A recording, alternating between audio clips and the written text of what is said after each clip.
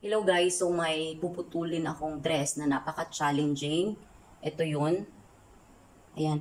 Bakit challenging? Kasi, ano kasi to net? Ayan siya oh. Ayan. Tapos may lining pa siya sa loob.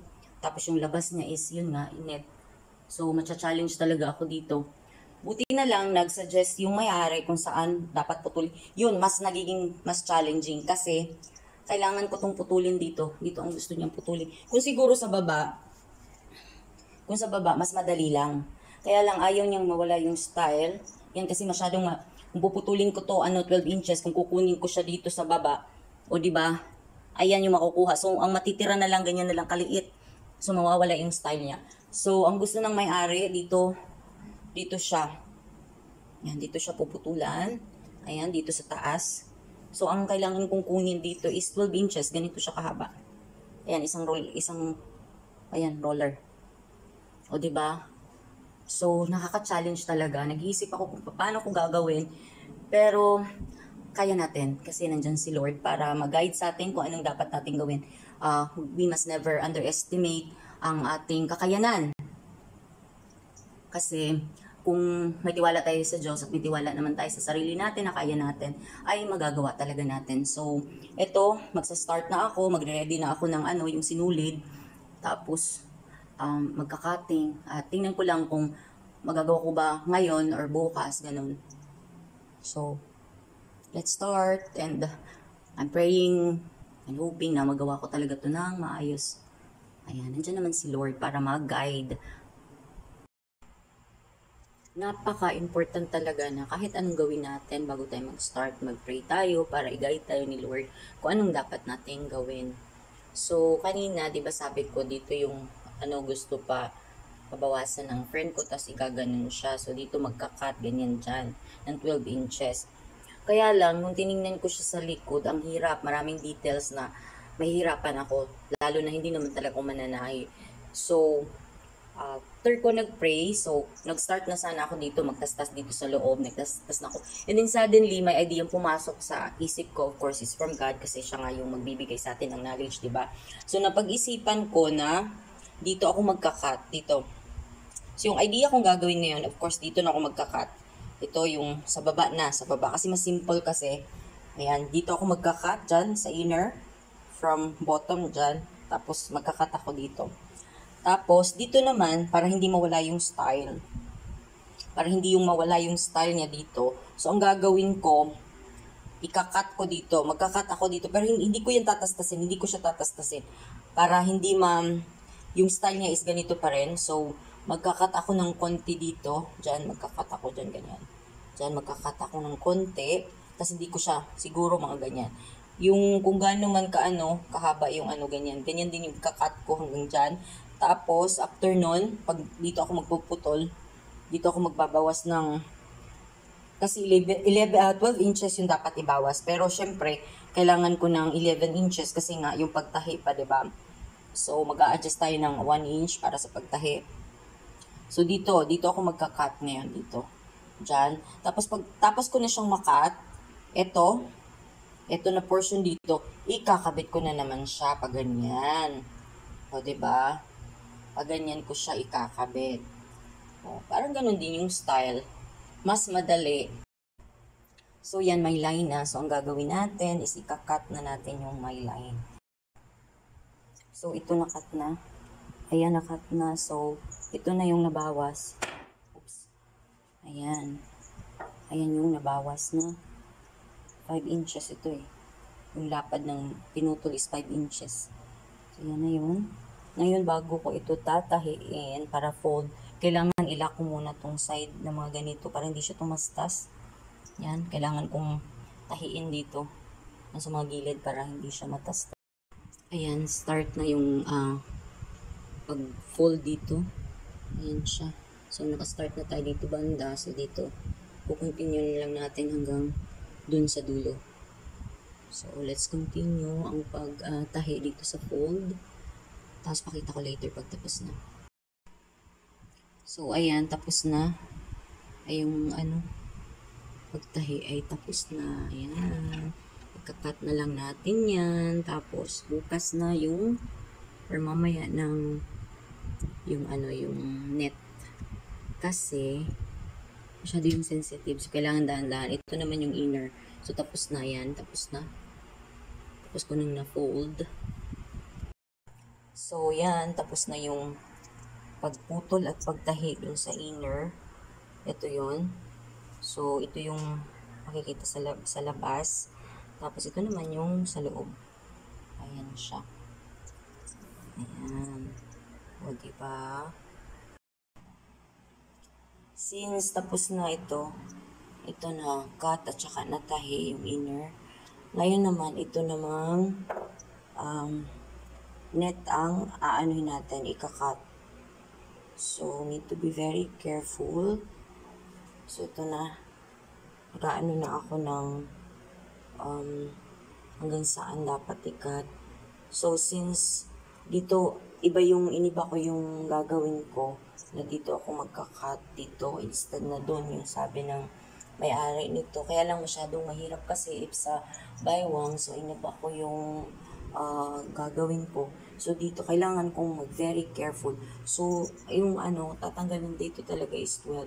Pero gagawin ko siyang 10. 10 muna kasi just to make sure meron tayong 2 inches na extra sa taas para hindi tayo magkamali, di ba? Or if ever na magkamali, at least meron tayong extra pa na pwede nating i-cut. So, yan, nalagyan ko na ng line. Ayan, nalagyan ko na siya ng line. Ayan, ang hirap pa naman mag-line kasi hindi na sumusulat yung dito. Yung ang line. Kaya double-double yung paglagay ko. So, yan, dyan ko siya ika-cut. Pagkatapos kong i-cut, then ito na naman. Dito na naman tayo magka-cut sa baba. Ito. Ayan. Katapos kong makat yan, ilalagay. Ito na naman yung i-attach ko pag ganyan, tatahi ko. So, ito nag-start na ako ng cutting. I'm very careful. Kasi ayoko nga makasira ng dress. So, dito nag-cut na ako. Ayan. Dalawang line yan kasi ito yung line na ika-cut ko. Tapos, ito naman yung line na dito ko tatahiin yung ito. Dito ko to tatahiin yan. Para may guide ako kung saan ko ilalagay. So, dito ko yan itatahi. So, careful masyado para hindi tayo makadamage ng dress. Ayan siya. Kailangan kong dahan-dahanin na paggunting. Tapos, next na dyan is yun nga. Tatahiin ko na dito. So, ito na. Tapos ko nang nakat. Ayan. Ito na yun. Tapos, ito na yung nakat ko. So, ang gagawin ko ngayon, saan na ba yun? Ito. Ito siya. Ayan. Kailangan ko ngayong ikabit. Kakabit ko ngayon ito dito. Siya. Ikakat ko lang tong extra na portion. Tapos, tatahiin ko na. Ayan. Yan, kasi kailangan kong tanggalin kasi ito eh. Ito, kailangan kong tanggalin to kasi ito yung binawas natin sa dress. So, ayokong ma-disturb ito. Ayokong ma-disturb yung design. So, ngayon, magka-cut lang tayo dito sa ilalim. Ayan. Dito tayo magka-cut. Dito sa ilalim. Ayan, sa ilalim ng yung may parang pleats. Ayan, dyan tayo magka-cut. Ayan. So, ito na nakaka-excited kasi ayan, natanggal na to. Ayan, ito yung tinanggal ko dito na nakakabit. Ito din yung pinutol dito na side. Ayan siya. So, ito yung kumbaga binawas na haba or length ng dress. So, tinanggal na to. Ayan. Ayan siya. Tapos, diba, tapos ko na natahi itong inner. Ayan, tapos na yan. So, ngayon, ito yung nasa baba. Ito siya yung style ng damit. So, yan. Ang gagawin ko ngayon dito is ikakabit ko na lang siya pag ganyan. Ayan siya. So, magiging ganyan yan, kakabit dyan. Yan, papalibot hanggang dun sa matapos. Yun, dadahan-dahanin ko na lang to pagkabit mamaya. Ayan, dyan. Ikakabit ko siya. Pero kailangan ko munang tahiin ito. Kailangan kong tahiin yan. Yan, kasi kung hindi, matatastas kasi to. Kasi 'di ba nagputol tayo. So, kailangan tahiin natin yan dyan para mag-lock. Ayan, dyan. Pwede din, diretso natin yung pagtahi para mas-secured. Lagyan ko ng pin to make sure na yung buong ganito ay talagang kasya siya at para din secured. So, ganito ako usually nilalagyan ko talaga ng pin bago ko tahiin. Ayan. Para hindi tayo mga na pag nag-start tayo ng pagtahi tapos walang pin na mahirap. Mas lalong tatagal yung trabaho natin. So, ayan, may pin na yan, yung lahat dyan, hanggang dun, may pin. So, ngayon, ang gagawin ko is, tatahiin ko siya dito. Ayan siya. Yan yung lahat ng may pin dyan, tatahiin ko. Ayan. So, yan, almost done na. Ayan, konti na lang. So, talagang sinicure ko. Gumamit ako ng pin para hindi siya gumalaw habang tinatahi. Yung dito na side ay tapos na. Ayan na siya. So, mayroon pa. Mahaba-haba pa din yung tatahiin ko. Pero, I'm so happy. Nakita ko na yung result. Maganda naman. Ito na yung final result ng pag-cut ng dress. Ayan. So, iniba ko, hindi ko siya tinastas dyan sa may baywang. Instead, dito ako nagbawas dyan. Dito sa may bandang to. Tapos, kinabit ko na lang yan. So, yan na yun. Tingnan nyo, hindi na siya masyadong mahaba. Tama na yung length na to para sa may-ari nito. Thank you, Lord, sa guidance.